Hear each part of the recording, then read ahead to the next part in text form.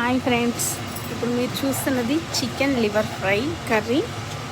ఇది ఎలా చేయాలో నేను దీని రెసిపీ ఒకసారి మీకు చెప్తాను.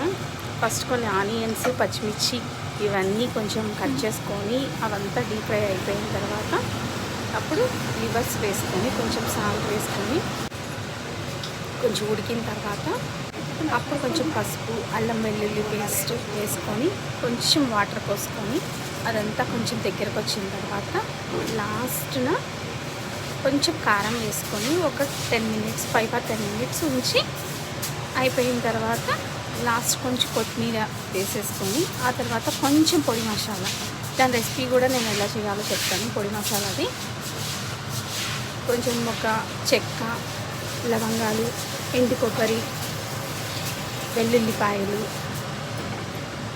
ఇవన్నీ కలిపి ఎండుమిర్చి వీటినన్నిటినీ కొంచెం ఫ్రై చేసుకోవాలి. చేసుకున్న తర్వాత వీటన్నిటిని ఫ్రై చేసుకొని మిక్సీ పెట్టుకొని పొడిలా వేసేసుకుంటే సరిపోతుంది. Tasty yummy chicken liver fry అయితే మనకి రెడీ అయిపోతుంది. Okay, thank you, bye, thanks for watching. కొంచెంసేపు మళ్ళీ పెట్టాలి.